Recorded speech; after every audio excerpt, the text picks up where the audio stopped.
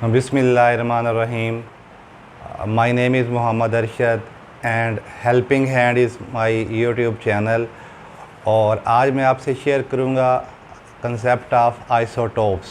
Isotopes जो है वो किसको कहते हैं, उसके बारे में जो कंसेप्ट है वो मैं आपसे शेयर करूँगा।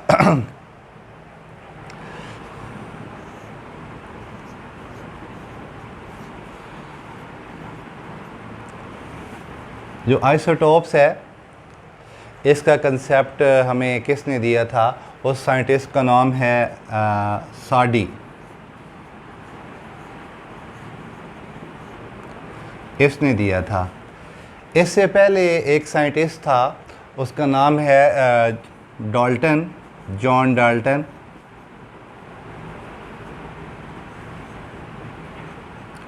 जॉन डाल्टन ने एटॉमिक थ्योरी पेश की थी।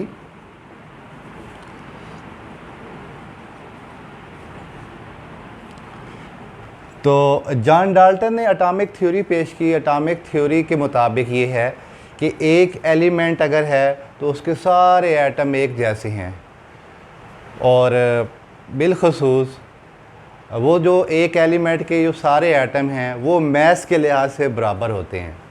तो इसको कहा जाता है जॉन डाल्टन की एटॉमिक थ्योरी। तो इस एटॉमिक थ्योरी में क्या है, all the atoms of an element are similar.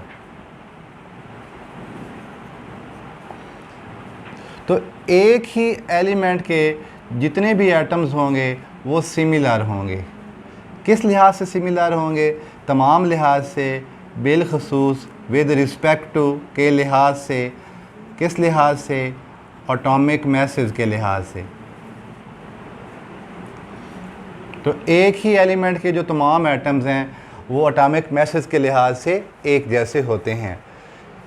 ये एक पॉइंट था डाल्टन की एटॉमिक थ्योरी में। तो ये बताना इसलिए ज़रूरी था कि इसके बिल्कुल अपोजिट जो है वो कंसेप्ट है किस चीज़ का, आइसोटोप्स का, जो साडी ने पेश किया था। तो जॉन डाल्टन के मुकाबले में जो साडी है इसने किसका कंसेप्ट पेश किया? आइसोटोप्स का। जो आइसोटोप्स हैं ये किसको कहते हैं? आइसोटोप्स के लिए दो बातें हैं। नंबर, आइसोटोप्स जो है वो कहते किसको हैं? तो आइसोटोप्स कहते हैं एटम्स को। अब वो कौन से एटम्स हैं जो आइसोटोप्स कहलाएंगे, उसके लिए ये दो बातें हैं। नंबर वन, वो सारे के सारे जो एटम्स हैं वो एक ही एलिमेंट के होने चाहिए। और नंबर दो, वो जो एटम हैं एक ही एलिमेंट के होंगे तो ऑटोमेटिकली उनके एटॉमिक नंबर एक जैसे होंगे, लेकिन उनके जो एटॉमिक मैसेज हैं वो डिफरेंट होंगे। तो ऐसे एटम्स जो एक ही एलिमेंट के होंगे लेकिन उनके एटॉमिक मैसेज डिफरेंट हैं, उन एटम्स को हम आइसोटोप्स कहते हैं। तो ये जो आइसोटोप्स होते हैं ये एटम्स होते हैं। शर्त क्या है इन एटम्स के लिए? ऑफ एन एलिमेंट, ये एक ही एलिमेंट के होने चाहिए लेकिन विद डिफरेंट एटॉमिक मैसेज।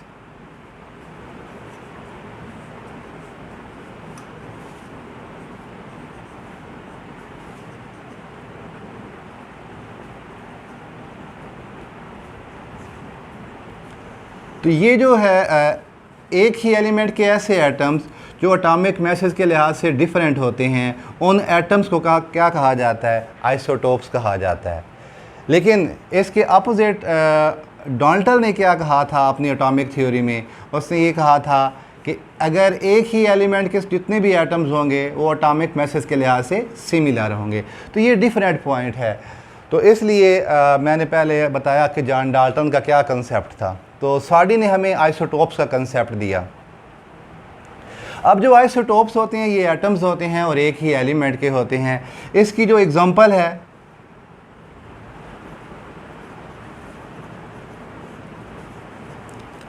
इसकी जो एग्जांपल है वो मैं आपको ये बताऊंगा कि जो हाइड्रोजन है, हाइड्रोजन एक एलिमेंट है, इज़ एन एलिमेंट, ये एक एलिमेंट है और इसकी जो आइसोटोप्स हैं, इट्स आइसोटोप्स, इसकी जो आइसोटोप्स हैं वो कौन कौन से हैं? वो 3 तरह के हैं, उनको हम यूँ लिखते हैं 1,1, 1,2 और 1,3।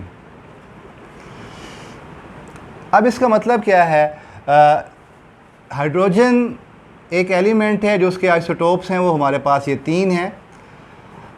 1,1 से मुराद ये है कि 1 उसका एटॉमिक नंबर है और 1 उसका एटॉमिक मास है, जबकि जो दूसरा आइसोटोप है उसमें ये वाला 1 उसका एटॉमिक नंबर है, 2 जो उसका वो एटॉमिक मास है, तीसरे का एटॉमिक नंबर 1 है जबकि एटॉमिक मास 3 है।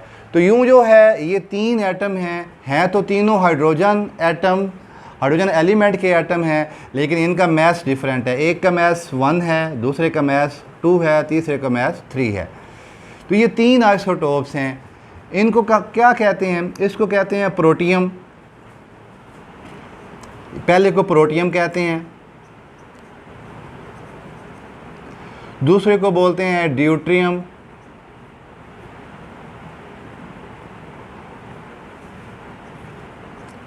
और तीसरे को बोलते हैं ट्रिटियम। ये प्रोटियम है, ये ड्यूटेरियम है और ये ट्रिटियम है। तो ये जो 3 हैं ये 3 आइसोटोप्स हैं और तीनों के तीनों एक ही एलिमेंट के एटम्स हैं। तो ये एग्जांपल थी आइसोटोप्स की।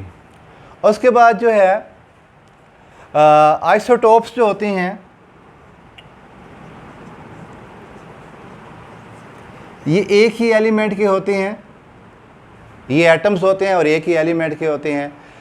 कौन सी बातें ऐसी हैं कि इन एटम्स में कॉमन होती हैं और कौन सी बातें ऐसी हैं जो डिफरेंट होती हैं?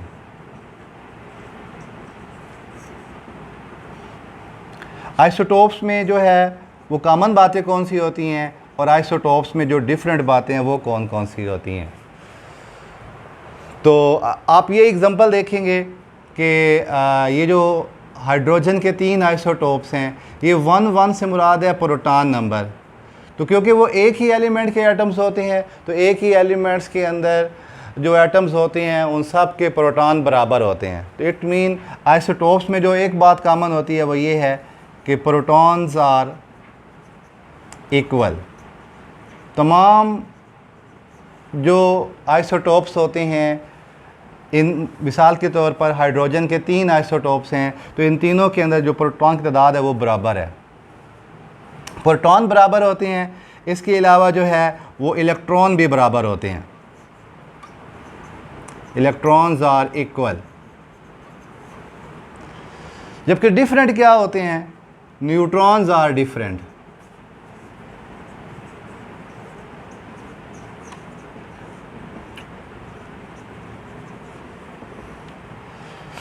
अब कैसे चलेगा पता न्यूट्रॉन डिफरेंट है? ये जो 1 है ये इसका एटॉमिक नंबर है, इस मीन एक प्रोटॉन है तो इसमें एक ही जो है वो प्रोटॉन होगा, इसमें न्यूट्रॉन है ही नहीं। तो ये 1 प्रोटॉन ओनली, इसमें एक प्रोटॉन है, उसमें एक न्यूट्रॉन जमा करेंगे तो उसका मास कितना बन जाएगा जी? 2 बन जाएगा। तो इसमें एक न्यूट्रॉन है, इसमें न्यूट्रॉन नहीं है और इसमें 2 न्यूट्रॉन है। तो हाइड्रोजन के जो 3 आइसोटोप्स हैं, पहले में एक न्यूट्रॉन है, दूसरे में पहले में न्यूट्रॉन नहीं है, दूसरे में एक न्यूट्रॉन है और तीसरे में 2 न्यूट्रॉन्स हैं। तो तीनों के अंदर न्यूट्रॉन्स क्या होते हैं? तादाद के लिहाज से डिफरेंट होते हैं। उसके अलावा अगर हम देखें तो प्रोटॉन कॉमन है तो इलेक्ट्रॉन भी कॉमन होते हैं, ये अंडरस्टूड होता है अगर एटम न्यूट्रल है तो। और जो केमिकल प्रॉपर्टीज़ होती हैं वो बेस करती हैं इलेक्ट्रॉन की तादाद पे। तो इनकी जो प्रॉपर्टीज़ होंगी, केमिकल प्रॉपर्टीज़, वो सिमिलर होती हैं। Chemical properties are similar. और इधर क्या है? इधर जो है फिज़िकल प्रॉपर्टी जो होती हैं वो डिफरेंट है, क्योंकि वो डिपेंड करती हैं मास पे। तो मास सबका डिफरेंट है। तो फिज़िकल प्रॉपर्टीज़ भी क्या होती हैं, डिफरेंट होती हैं। इसके अलावा जो न्यूक्लियर प्रॉपर्टीज़ होती हैं वो बेस करती हैं न्यूक्लियस के ऊपर, तो इसका न्यूक्लियस डिफरेंट होता है न्यूट्रॉन के डिफरेंट होने की वजह से, तो लिहाजा इनकी जो न्यूक्लियर प्रॉपर्टी हैं वो भी डिफरेंट होंगी।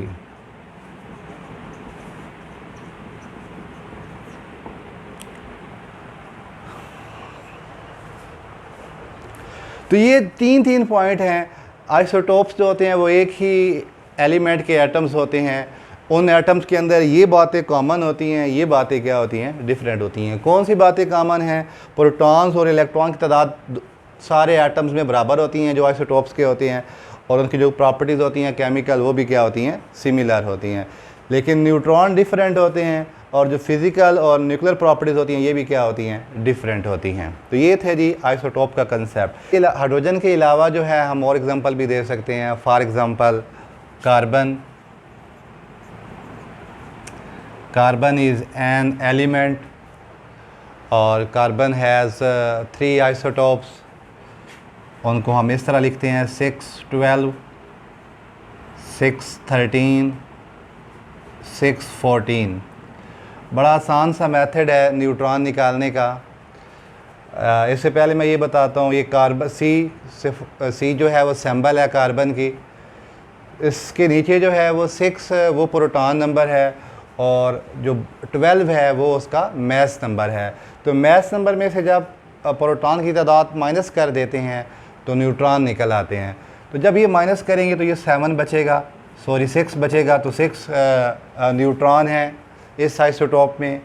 इसमें माइनस करेंगे 13 माइनस 6, 7 न्यूट्रॉन है, और इसमें कितने हैं जी, 8 न्यूट्रॉन है। तो प्रोटॉन इन तीनों में बराबर हैं 6, 6, 6, जबकि जो न्यूट्रॉन है वो 6 + 6 12, 6 + 7 13, 6 + 8 14। तो 6, 7 और 8 इनमें न्यूट्रॉन है। न्यूट्रॉन डिफरेंट होने की वजह से इनका जो एटॉमिक मास है वो डिफरेंट होता है।